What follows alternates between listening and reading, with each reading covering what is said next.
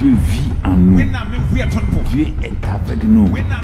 Tu n'arrives même pas à prendre victoire sur un seul élément de ta vie. Pas un seul élément. Tu ne peux pas rendre ta famille heureuse. Tu ne peux pas même pourvoir aux besoins de ta famille. Toujours en train de mentir quelque part. Toujours en train de tromper les gens quelque part. Comment Josué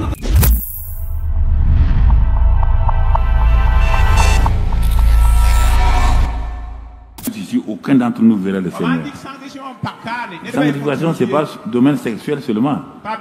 Sanctification, c'est séparer. Mettre à part ta vie pour servir Dieu. Est-ce que toute ta vie est mise à part?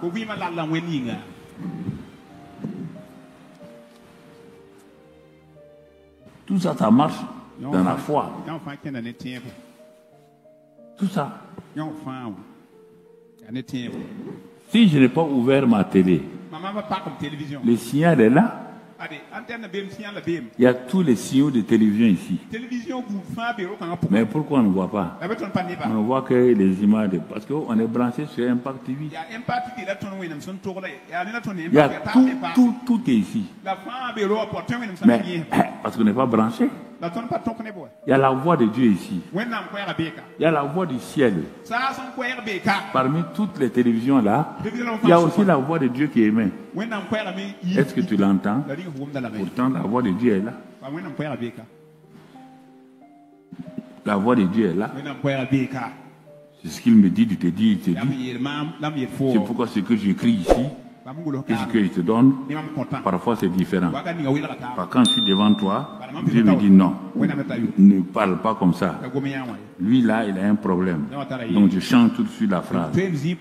Ça, c'est simplement l'ossature que j'ai. Je n'écris pas le message, j'écris les versets. Ce sont les versets que j'écris pour me mémoriser. Alors donc c'est pourquoi mon frère, dans Marc 6, verset 1 à 6, regardons Marc 6, verset 1 à 6. Marc 6, verset 1 à 6. On va voir quelques raisons pourquoi la foi là ne fonctionne pas dans la vie des gens. Et l'exemple qui est pris là est un très bon exemple. Le contexte est formidable. Jésus partit de là et se rendit dans sa patrie. Ses disciples le suivirent. Quand le sabbat fut venu, il se mit à enseigner dans la synagogue. Beaucoup de gens qui l'entendirent étaient étonnés et disaient d'où lui viennent ces choses. Quelle est cette sagesse qui lui a été donnée et comment de tels miracles se font-ils par ses mains? N'est-ce pas le charpentier, le fils de Marie, le frère de Jacques, de Joseph, de Jude et de Simon? Et ses sœurs ne sont-elles pas parmi nous? Et il était pour eux une occasion de chute. On s'arrête là. Il était pour eux une occasion de chute. Regardez ici attentivement. La foi est liée à ce que Jésus dit et fait. On te montre tout ce qu'il a dit, ce qu'il a fait. Ils ont entendu, ils ont vu. C'est pourquoi il dit, mais comment se fait-il qu'il fasse de si grands miracles? Comment des signes comme ça se passent entre ses mains? Ils ont vu, ils ont entendu ce qu'il a fait. C'est indéniable, c'est clair, c'est net.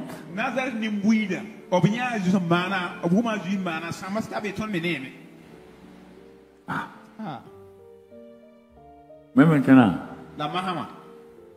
il veut opérer là-bas, dans son village où il a grandi.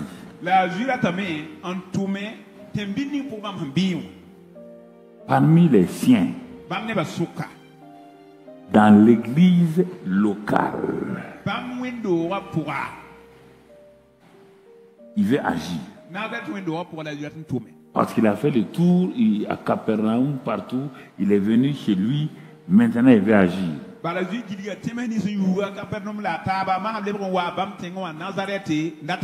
Mais c'est le même Jésus. Il est toujours le fils de Marie. Il est loin du Saint-Esprit de force. Il n'y a rien. Il n'a pas deux têtes quand il est arrivé à Nazareth. Il n'a pas une corne. Non. Il est venu, il s'est arrêté là. Celui qui a fait les miracles à Capernaum, à Bethsaïda, il était arrêté là. Avec la même puissance. Tout. Et la Bible dit, le verset qui suit là, regardez le verset qui suit, qu'est-ce qu'il dit?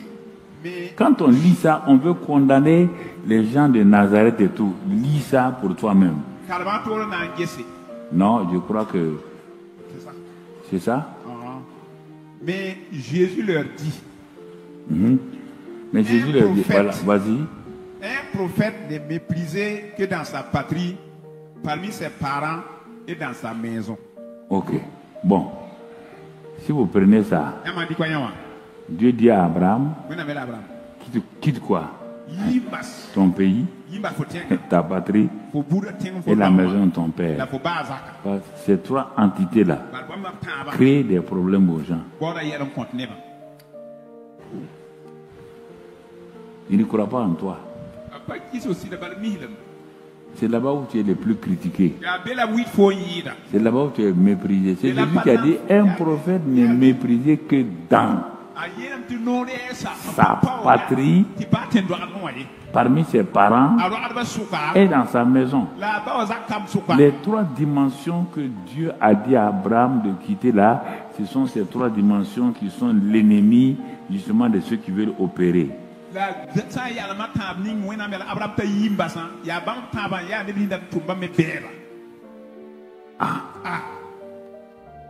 Ah bon? Et la phrase qui suit va nous parler. Jésus ne put faire. Il ne put. Depuis que tu lis la Bible là, tu n'as jamais vu ça. Il ne put faire là.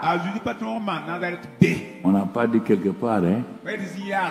Où? À Nazareth.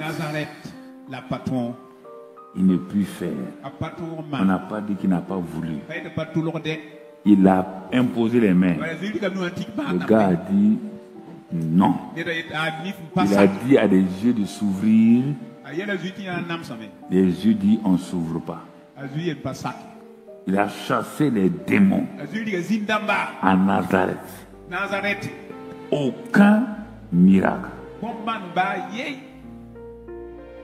À la fin, il a dit au Père, bon, il y a des gens qui sont là, on va faire grâce.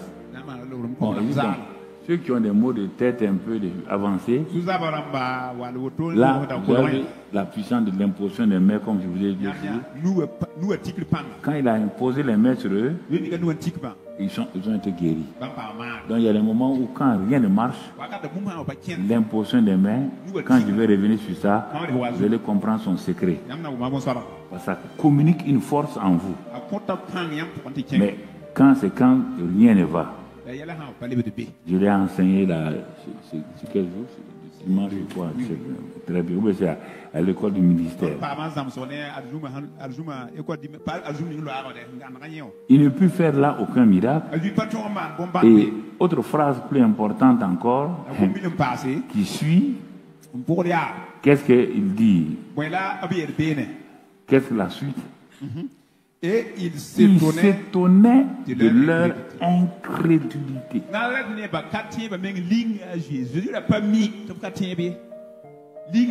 Ah bon? Il envoie la parole. Rien. Il essaie d'agir. Rien. Sauf quelques personnes sur qui il a imposé les mains. On dit qu'il est guéri. Mais miracle là, si là, il n'a pas pu faire. Il était étonné. Alors, tu dois rester et regarder ici. Il ne faut pas te presser pour dire ah oui, à ça. Il ne peut faire là aucun miracle. Aucun. À cause de leur incrédulité. À cause de leur incrédulité s'est positionnée comme une force face à toute la foi de Jésus. Alors, mon frère, si c'est par la foi, ce que Jésus a dit et fait là, que notre foi, comme le titre le dit, mais si je suis dans l'incrédulité, comment vais-je faire? Pourquoi je suis dans l'incrédulité?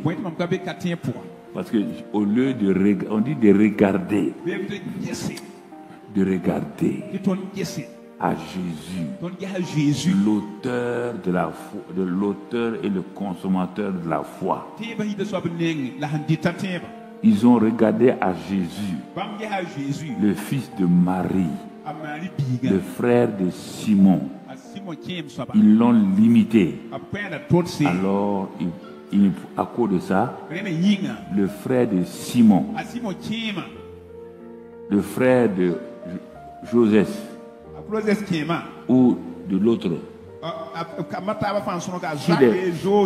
Si des frères comme nous, et nous, on ne peut pas faire de miracles, ce n'est pas possible qu'il fasse des miracles. Ce qu'il dit là, il nous trompe. Cette incrédulité de refus de reconnaître ce que je suis, ce que j'ai, ce que je peux faire, bloque toute ma vie et bloque ma vie chrétienne et m'empêche d'aller de l'avant. T'entends? Ce n'est pas seulement par rapport aux autres, c'est par rapport à moi-même. Si je crois que je suis indigne, je ne suis pas capable comme Timothée, malgré l'imposition des mains, tout ce que Paul a fait, il dit, il s'étonne de la position de Timothée.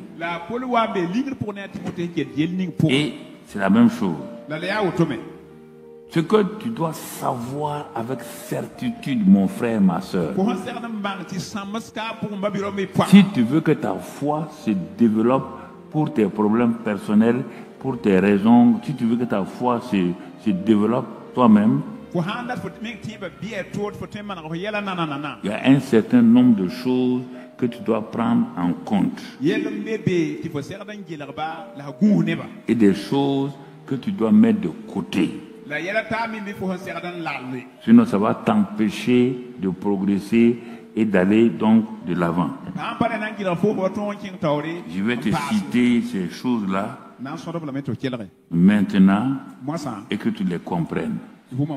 Et quand tu vas les comprendre, tu vas les accepter, tu verras que je comprends maintenant pourquoi ça ne marchait pas.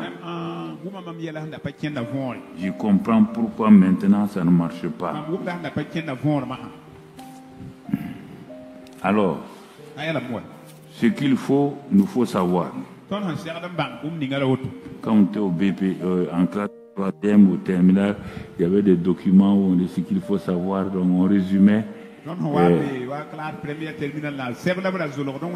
C'était très bons livrets qui nous permettaient de... C'est ça, c'est ce que je veux te dire. Tu as tout fait, ça ne va pas. Tu es comme les Nazaréens. Tu penses que Dieu n'exauce pas ta prière et tout, et que ça ne va pas. Ce que je veux que tu saches. 1. Savoir que Dieu est puissant et tout puissant. qu'il est bon, qu'il est amour. Cela ne donne pas la foi. Je te répète, écoute-moi très bien. Savoir, entendre que Dieu est tout puissant. Il est amour. Il est bon. Il est miséricordieux. Ça, c'est un langage religieux. Ça ne donne pas la foi. Tu me regardes, c'est ça que tu fais. Si tu dis, est-ce que Dieu est puissant? Tu vas dire, oui, il est puissant. Il dit, bon, montre-moi sa puissance. Il y a trop de pensées religieuses chez les chrétiens. N'importe quel tu sors, tu demandes à quelqu'un, est-ce que Dieu est puissant? Il va dire, Dieu est tout puissant. Mais est-ce que Dieu va faire ça? Non. Donc, tu vois? C'est ça que tu entretiens depuis des années. Et tu crois que tu as la foi. Non, tu n'as qu'une croyance religieuse. Comme Satan, dans Jacques dit dans Jacques, que Satan aussi croit, mais il tremble. Il croit, mais il tremble. Mais il te pose la question, si tu ne crois pas, toi, si tu dis que tu ne crois pas que Dieu est puissant, tu vas jurer tout. L'homme qui a marché sur le fil au Canada, là, il s'est entraîné, il a marché sur le fil pour traverser Niagara Falls. C'est un endroit où l'eau là est en bas et les collines sont élevées. Il a invité des gens, des journalistes, de venir. Il va leur faire la démonstration que lui, il peut marcher sur un fil au moins 60 mètres au-dessus de l'eau. Tout le monde est venu. Il a marché une première fois. Il est revenu. Il a dit, bon, je vais marcher maintenant avec un bâton de choses. Est-ce que je peux? Les gens ont dit non, tu peux. Il a marché avec ça, très haut.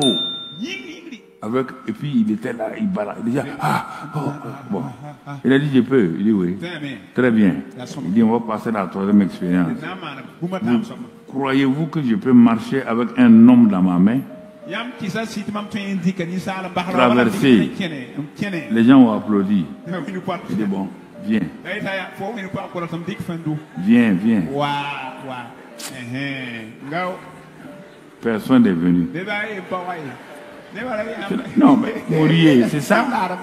Dieu peut? Oui. Viens. Merci beaucoup. C'est pas... Ok. La foi n'est pas liée à ce que tu penses, ce que tu dis. Deuxième élément. Hein? Savoir que Dieu est amour. Regarde le monde. Il a fait une déclaration. Dieu a fait une déclaration.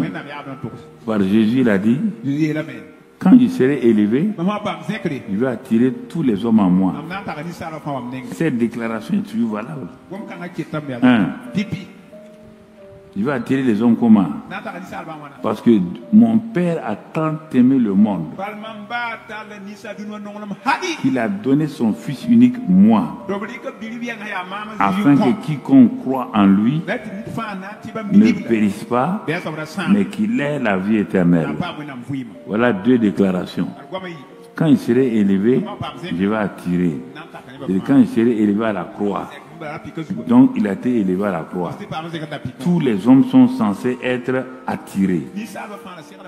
Deuxièmement, pourquoi? Parce qu'il a tant aimé le monde qu'il a donné son fils et son fils a accepté de donner sa vie. Deux choses. Et Dieu attend quoi maintenant? Toute la question est là. Le salut est là pour le monde entier. Le salut est là pour nos parents, nos amis. Dieu a tant aimé. Dieu a donné son fils. Le fils a été élevé pour que des multitudes soient sauvées. Mon frère, ma soeur, Jésus s'est rendu disponible. Alors, mais pourquoi il y a des milliards d'hommes qui ne sont pas encore sauvés? Si tu peux leur dire est-ce que Jésus est capable, ils vont te dire oui. Si tu dis est-ce qu'il est sauveur, dis oui. Mais pourquoi ne sont-ils pas sauvés? Parce que la dernière partie de la phrase l'a dit, il a tant aimé le monde qu'il a donné. Son fils est un don. Le don du salut. Son fils est tout. Mais la dernière partie de la phrase dit, afin que quiconque croit, mais personne ne veut croire.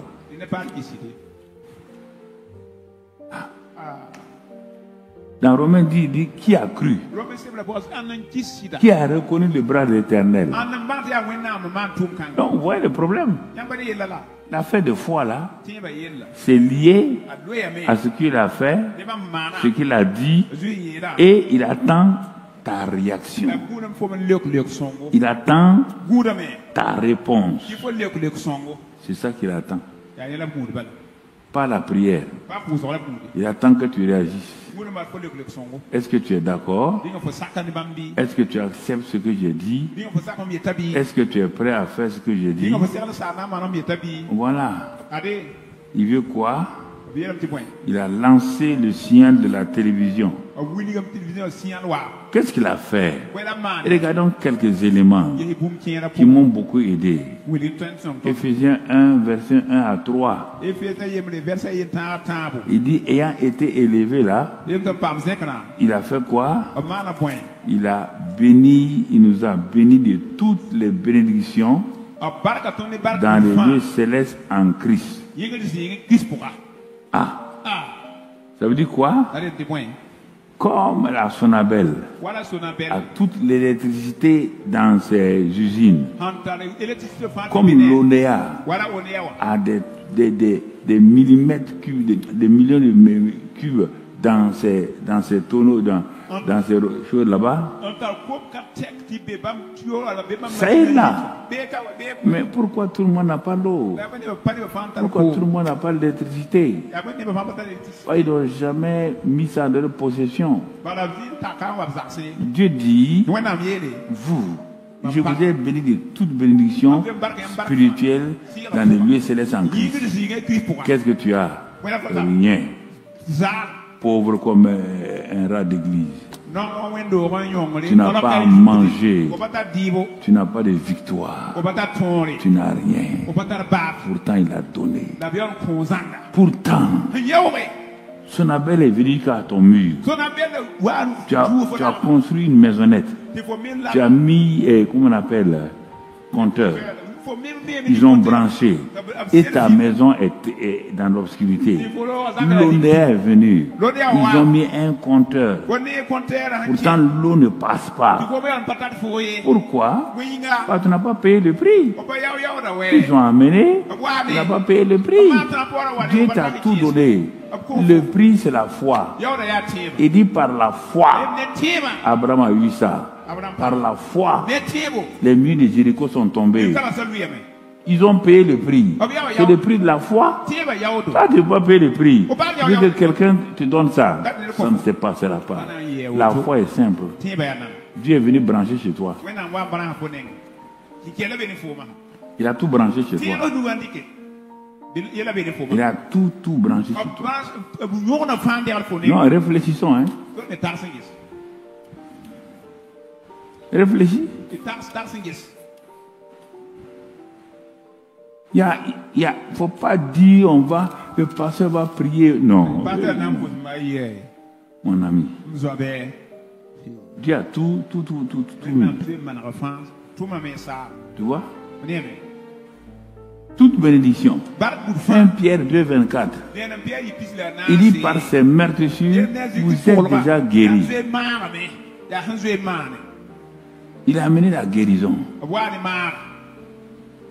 Il a dit à l'homme né aveugle dans Jean 9, verset 1 jusqu'au verset 5. Il a dit à l'aveugle là, qui est né aveugle, non? Il y a un réservoir de guérison là-bas. Là. Mais pour que tes yeux s'ouvrent, il faut aller là-bas, plonger ta main dans l'eau, laver ton visage. Tu verras. Si l'homme était resté prier et jeûner, là où il était là, il ne verrait jamais. L'homme s'est fait conduire au réservoir de Siloé.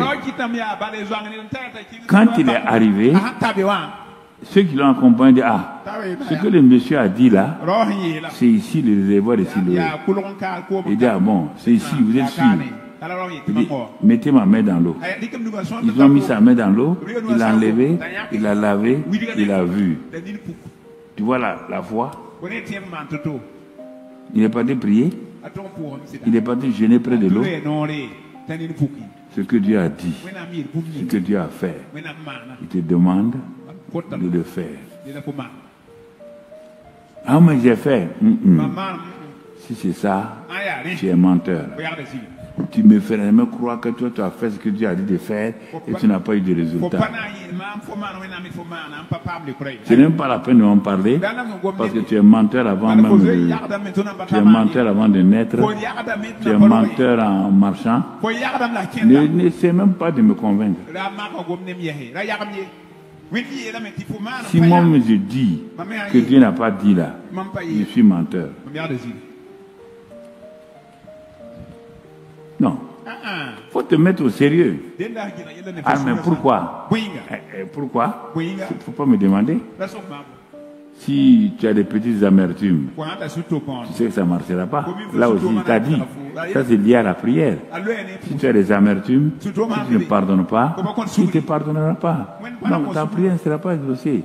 Donc, tu es coincé du côté de la prière, tu es coincé du côté de la foi, ça ne marchera pas. Je te dis de débroussailler ton terrain. Ce qu'il te demande là, ce n'est pas au ciel, ce n'est pas derrière l'océan. Ce n'est pas en Océanie, c'est en toi, près de toi, dans ton cœur, dans ta bouche, à côté, que tu peux faire.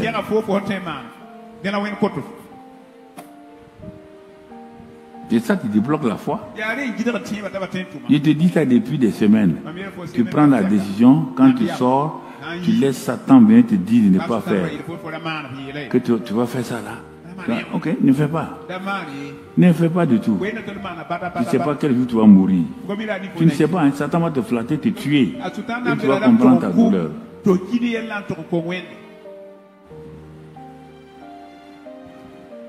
Allez dire, mon frère. L'autre jour là, vraiment pardonne-moi. Hein. Ma soeur, pardonne-moi. Ça aussi, c'est un problème. Ok. Tu viens faire quoi ici? Tu perds ton temps? Ne perds pas mon temps. Ne perds pas le temps de Dieu. On n'a pas besoin de toi. Il faut aller. Sera fleur, ta. Il faut aller. On n'a pas besoin de toi. Tu vas faire quoi dans le royaume? Dieu va t'aider pour faire quoi? Tu vois? Il a accompli.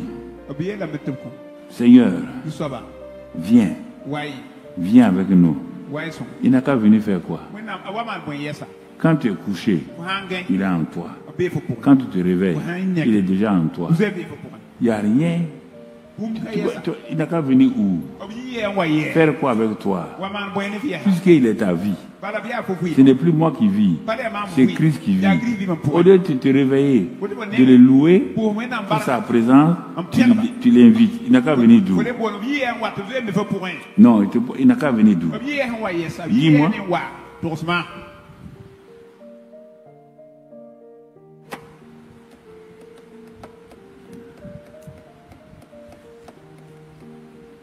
La seule chose, Seigneur, donne-moi la révélation de ta parole.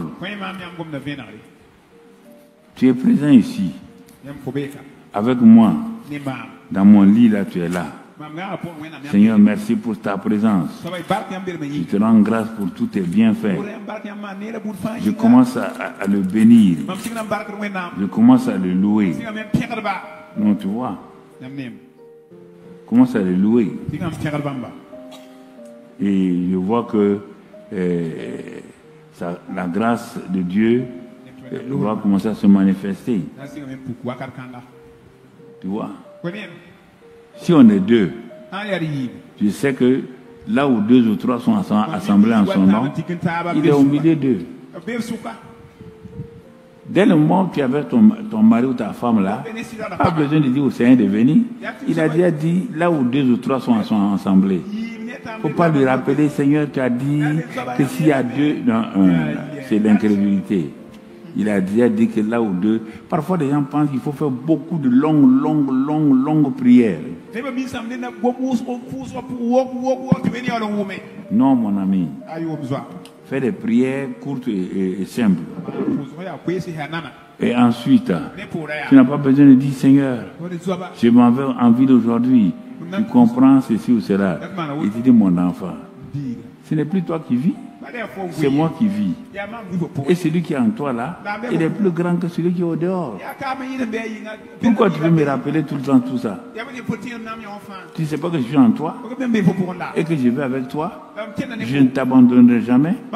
Je ne te délaisserai jamais. Je suis avec toi tous les jours jusqu'à la fin du monde. Rends-moi grâce. Seigneur, viens avec moi. Toi, tu commandes le Seigneur. Au lieu de le remercier. Voilà comment on prie.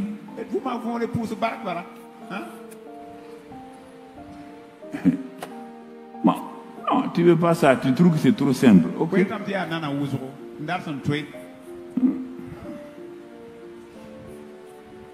Donne-moi la révélation. C'est la révélation qui m'éclaire. Tu vois? Pour terminer, je veux que vous soyez relax. Pour terminer, le conquérant vainqueur qui vit par la foi, le modèle dans l'Ancien Testament, c'est bel et bien Josué. Dieu a parlé à Abraham. Il a parlé après à Isaac, à Jacob, qui est parti même dans le pays là. Il a parlé. On arrive maintenant au modèle. Comme Jésus est notre modèle, Josué est leur modèle. Il est devant la terre promise. Comme Jésus, à la croix du Calvaire, il va nous amener maintenant dans le royaume des cieux. Voilà, tu vois, Josué va nous faire entrer dans la terre promise selon l'Ancien Testament. Jésus, notre Josué là, lui là, il va nous faire entrer dans notre terre promise, le royaume des cieux, par ce qu'il va faire. Si tu compares Josué et Jésus, tu vas trouver un parallèle. Et qu'est-ce que Dieu dit à Josué? Il dit, bon, la terre qui est là, dont je n'ai pas défini totalement tout à Abraham et à Moïse, je vais te définir ses frontières, son territoire clairement. Au verset 4 et 5, il a défini tout.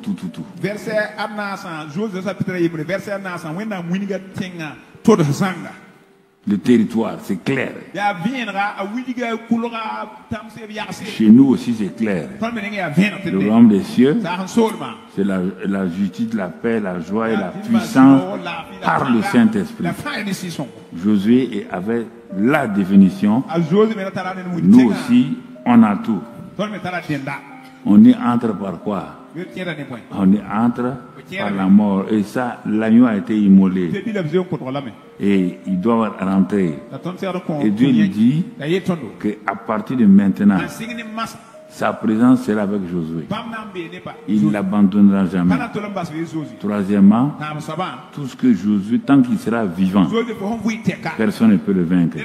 La même promesse nous a été faite dans le Nouveau Testament, dans les épîtres. Les mêmes choses nous ont été faites.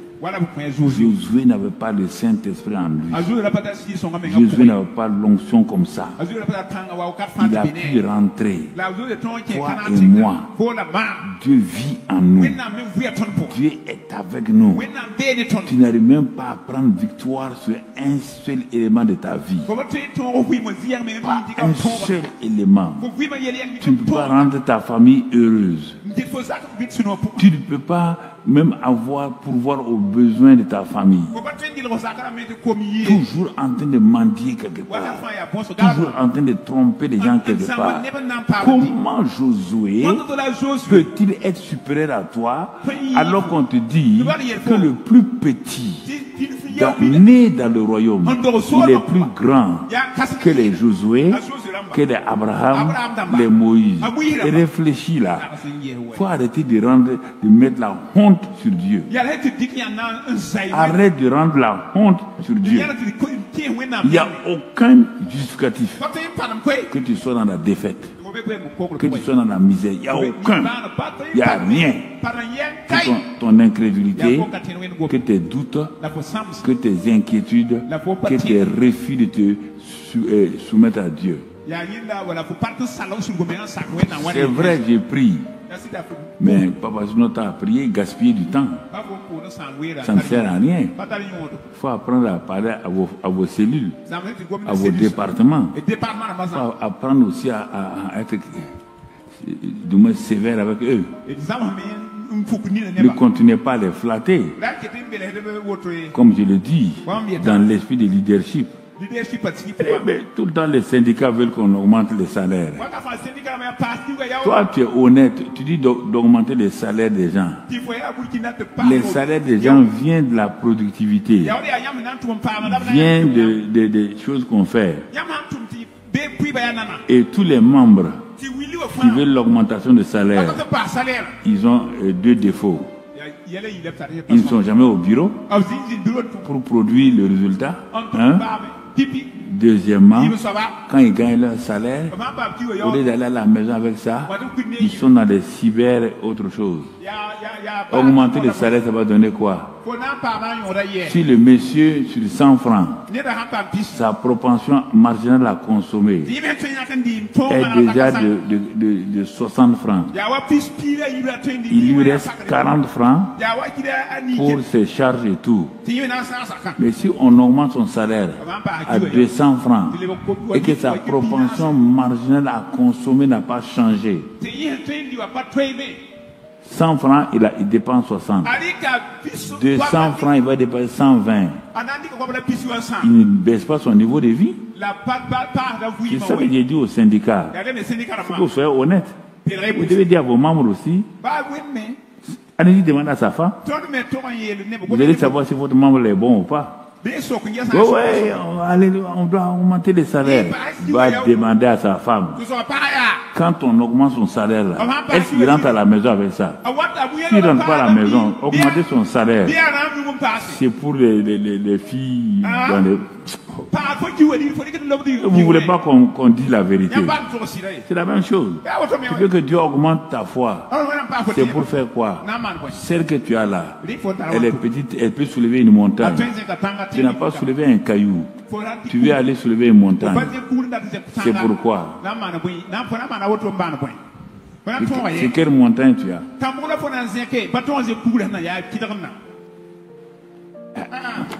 Il faut apprendre à parler à vos gens. Que des femmes parlent aux femmes. Même si vous êtes des femmes de destinée, vous êtes des femmes pieuses, vous êtes des femmes vertueuses, dites la vérité en vous. Et ma soeur, toi aussi tu exagères. On apprend que, voilà, depuis que ton mari est devenu chrétien, tu sais qu'il ne doit pas divorcer. Et tu lui fais des bêtises. Tu abuses de sa bonté. C'est pas bon pour toi. Vous ne voulez pas dire ça. Que parce qu'elle danse bien, parce qu'elle est ici ou c'est là. C'est ça qui intéresse Dieu. Ce qui intéresse Dieu, c'est ta manière de traiter ton mari, ta manière de traiter ta femme. On n'a pas dit que ce sera parfait, parfait, parfait. Tu as déjà vu ça? Pas rêver là. C'est des rêves et choses. Mon ami, mon frère, il faut être courageux. Ce que tu as fait, c'est pas bien. Ce que j'ai fait, c'est pas bien. C'est comme ça. Voilà. Non, non, on veut mélanger les affaires. Non, il faut arrêter d'être des femmes tiktokards. Non, j'ai dit ça. Hein. Arrête d'être une femme tiktokard. Ouais, TikTok. C'est ça. Ça, c'est important. Il dit, écoute-moi. Dis à tes gens là. Ce que ton mentor Moïse a dit là. Qu'est-ce qu'il t'a dit? Tu étais là quand je lui parlais. Qu'est-ce qu'il t'a dit? Il t'a dit dans Deutéronome 8. Voilà ce qu'il t'a dit dans Deutéronome 8, verset 7. Deutéronome 8, verset 7. Voilà mon ami, si tu étais. Car l'Éternel, 8, 7. Car l'Éternel, ton Dieu, va te faire entrer dans un bon pays. Écoutez. Dans un bon pays, pays de cours d'eau, de sources de lacs, qui jaillissent dans les vallées et dans les montagnes, pays de froment, d'orge, de vigne, de figuier, de grenadier, pays d'olivier, de miel, tout ça, pays où tu mangeras du pain avec abondance, où tu ne manqueras de rien, pays dont les pierres sont du fer et des montagnes, etc., etc. Dieu décrit maintenant le contenu du pays. Il a parlé des frontières dans Josué 1. Il parle dans le contenu maintenant du pays. Regarde le pays comme il est. Jusqu'au verset 20. Allons maintenant au Deutéronome 6. Il dit, tu vas manger, tu seras rassasié. Le pays là contient ça déjà. Il dit, il n'y a pas de famine dans le pays. Il n'y a pas d'avortement dans le pays. Toi, tu te lèves le matin. Tu ne rends pas grâce à Dieu du pays, du royaume des cieux là. Tu demandes à Dieu de faire ça, de faire ça. On te dit que dans le pays, il y a ça. Toi, tu demandes à Dieu de faire. Il n'a qu'à amener ça d'où? Et vous venez ici gêner et prier pour que Dieu vous donne. Je suis émerveillé de votre incrédulité. Étonné de votre incrédulité. Tiens, au moment où vous venez là, Dieu a dit qu'il a déjà fait. Deutéronome 6. Deutéronome 6, verset 10. L'Éternel, ton Dieu, te fera entrer dans le pays qu'il a juré à tes pères. Il a juré. S'il a juré pour Canaan, il n'a pas besoin de jurer pour le royaume des cieux. Il a dit à Nicodème seulement, si tu nais d'eau d'esprit, tu rentres là-dedans. Et le pays où tu rentres là-dedans, là, tu es comme du vent. Tu ne prends pas ça là. Allez t'asseoir. Transformer en action de grâce. Toi, tu vas transformer ça en prière de combat. Est-ce que Dieu t'a dit que tu vas faire combat ici?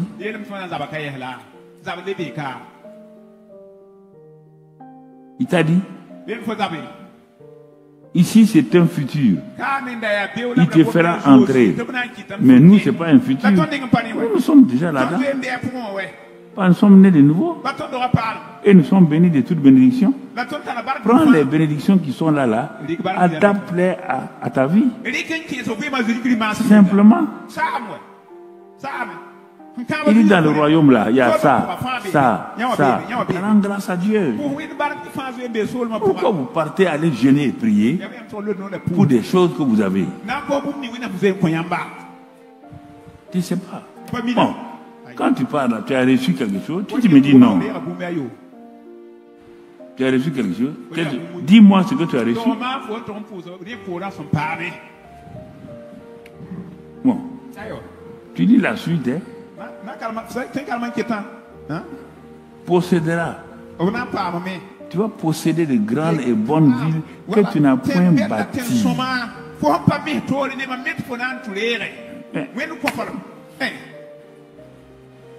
Dieu a bâti des choses pour toi. Et il va te les donner, mais il te les a donnés. Quand tu pars jeûner et prier, il dit bon, okay, si tu crois que je ne t'ai pas donné, va jeûner et prier. Mais si tu crois que j'ai donné, va me rendre grâce. Va me louer. Ça là c'est difficile. Mais parce que j'ai fait ça, je n'ai rien reçu. Incrédule. Toi tu as fait ça, tu n'as pas reçu. Tu n'as pas reçu. Donc Dieu est menteur. Ah non, non, Dieu ne ment pas. Il y a quoi? Tu n'as pas reçu pourquoi? Tu n'as pas reçu pourquoi? Dis-moi. Tu vois? Des maisons qui sont pleines de toutes sortes de biens et que tu n'as point rempli. Des citernes creusées que tu n'as... Mais ça, c'est pas... Pour Israël, c'était des promesses. Pour toi, ce n'est pas une promesse. C'est un fait. C'est un acquis. Rends grâce à Dieu. Remercie le Seigneur. Chaque fois que tu as besoin, rends grâce à Dieu. Tu comprends? Tu vas saisir... mais maintenant, la réaction de tout ça, tout ce que Dieu a donné là, leur réaction, on va voir qu'ils n'ont pas fait mieux. Nombre 14. Nombre 14, verset 1 à 11. Regarde leur réaction, c'est par là qu'on va terminer. Toute l'assemblée éleva la voix et poussa des cris et le peuple pleura pendant la nuit.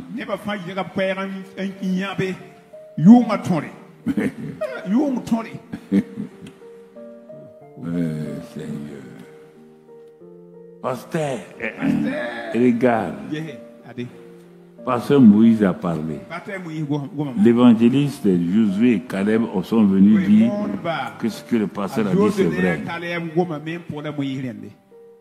Aaron, ils ont enlevé leurs habits déchirés pour montrer que Dieu ne peut mentir. Mais l'assemblée dit non. Dieu ne nous aime pas. Ils sont assis, ils ont pleuré pendant la nuit. Mais Dieu est assis au ciel, il regarde. Toute la nuit, ils sont en train de faire... Ils sont en train de jeûner avec des larmes. Dieu regarde. Hein? Il dit Moïse, il t'a dit, oh, laisse, je vais les tuer. Et je vais te donner une nouvelle chose. Je vais les tuer. Là, ils m'ont offensé complètement.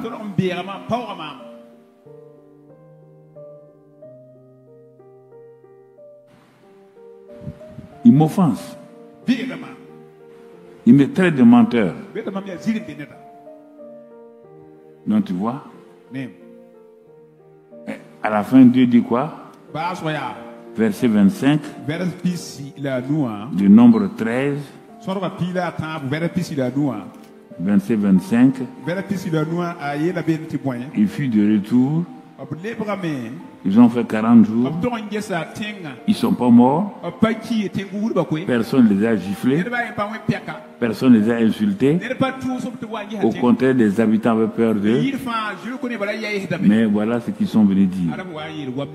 Ce sont tes pensées. Satan ne t'a rien fait. Il ne peut rien te faire. Mais toi, tu mens.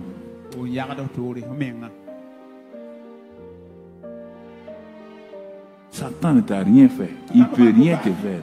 Mais toi, tu viens et toi, tu t'assois, tu mens devant Dieu. Ah.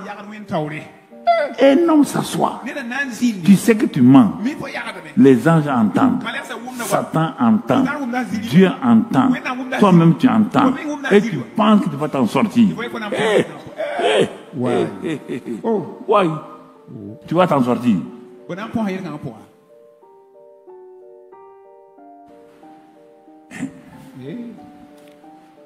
Et retournons dans Nombre 14, 26 à 28. Il y a des moments où je dois vous parler, je prie pour vous. Il y a des moments où je ne prie pas. Parce que des moments où je parle. Vous comprenez? C'est ma responsabilité. Parce qu'il va vous demander votre âme à moi, pas à vous. Vos actes personnels, il va vous demander. Après, il va se tourner vers moi. Qu'as-tu enseigné à mon peuple? Est-ce que tu les as arrachés du mensonge de Satan? Je ne peux pas dire, ah non, Seigneur, non. Si je t'ai fait le privilège d'être un homme de Dieu, je t'ai donné mon onction, je t'ai donné ma révélation, et que tu n'as pas fait ça. S'ils s'envoient en enfer, tu les suis. À moi, Mamadou, oui. Tu les suis, s'il te plaît. Allez, suis-les. Vous croyez que j'ai garanti? Au contraire, j'ai plus de responsabilité que vous. Je suis plus responsable que vous. Il est dit à celui à qui il a été donné beaucoup, on va lui donner beaucoup. J'ai reçu beaucoup. Et si je ne fais pas ça, j'ai un problème avec lui. Facilitez mon travail.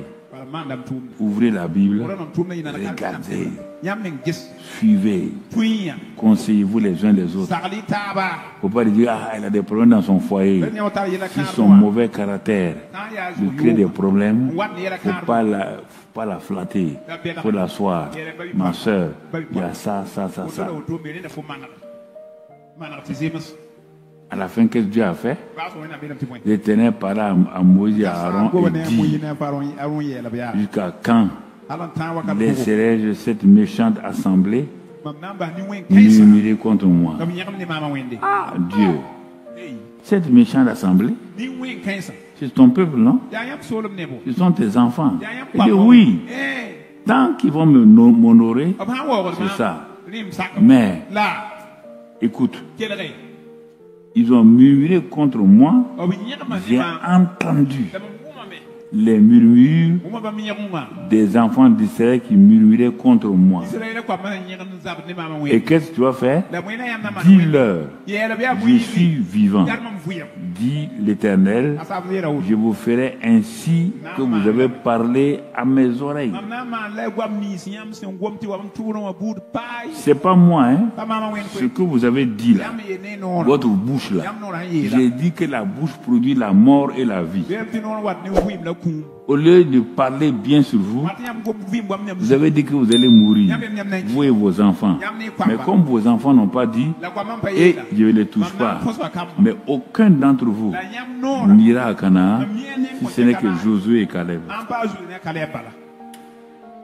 À cause de leurs paroles, ils ont détruit Moïse, ils ont tué Aaron, ils ont tué Marie, ils ont tué tous les 70 anciens.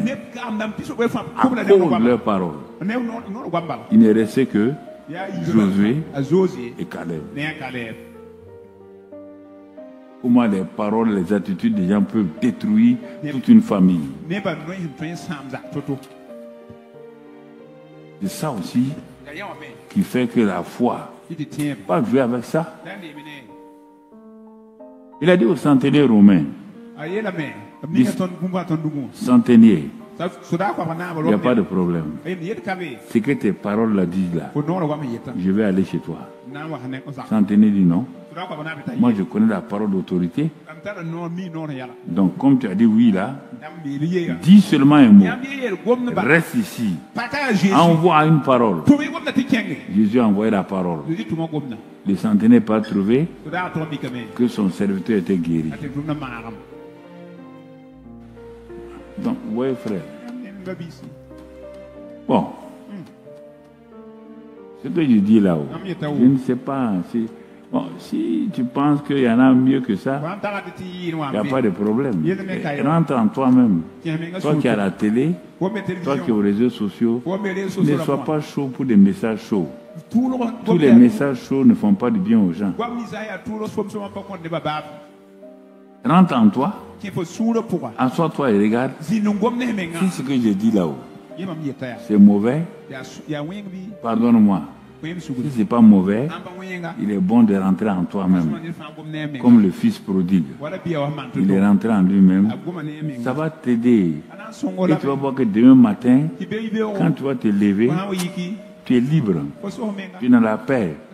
Tu es dans la joie. Et tu fonces encore. De progrès en progrès. De bord en bord. Et tu verras, mon frère, que Dieu est avec toi. Mais si tu penses que toi tu es venu pour... Non, moi je ne suis pas venu pour ce... Ok, mon frère, tu as intérêt à quitter. Ici, là, ce n'est pas pour avoir des bénédictions. Nous sommes des gens déjà bénis. On n'a pas besoin de bénédictions. On a besoin de faire ce que Dieu veut. Et c'est ça qui va nous amener loin. Vous voyez, frères et sœurs, je suis responsable et Dieu m'a confié vos vies. Donc je ne vais pas jouer avec ça. Je ne vais pas me tenir devant Dieu. Dieu va me dire, tu vois le garçon là, tu connaissais sa vie. Tu ne l'as pas parlé. Il est de l'autre côté. Il est en train de te réclamer là-bas. Je vais dire quoi? C'est trop tard pour moi. Donc c'est pourquoi fais ça. Tu es béni. Tu bénis les autres. Et on est ensemble tranquille. Il n'y a rien de mauvais. Il n'y a pas bagarre ici. Là. Non? On va prier. Aujourd'hui, ce soir, on va prier pour terminer simplement. Tu vas rentrer en toi. C'est la plus grande prière qu'on fait. Excellent Père de grâce. Merci pour ton peuple. Merci pour chacun d'entre eux. Nous sommes dans une phase importante où nous devons marcher dans la vérité, dans la liberté des enfants de Dieu pour aller de l'avant. Ils sont venus non pas pour écouter un homme, mais écouter la révélation de ta parole. Et ce soir-là, tu poses ta bonne main sur eux. Tu les as enseignés que c'est par la parole et les faits. Et c'est ce que Dieu a dit, que nous sommes bénis, qu'il ne manque rien. Dieu a tout fait, absolument tout fait. C'est pourquoi ce soir, que ta grâce les accompagne, que ta bonté soit sur eux, que la parole qu'ils ont reçue, ils l'examinent, ils regardent et qu'ils tirent des bonnes choses pour leur vie, leur famille. Et que chacun d'entre nous puisse aller de l'avant dans la victoire. Merci Père pour tous tes bienfaits. Sois béni et sois loué pour ta grâce, ta fidélité et ton amour. Protège-les, garde-les sous ta puissante main. Et que le sang de Christ soit leur partage, la vie et la victoire. Merci au nom de Christ Jésus, ton Fils, que tu as manifesté. Amen. Amen. Et Amen. Gloire à Dieu.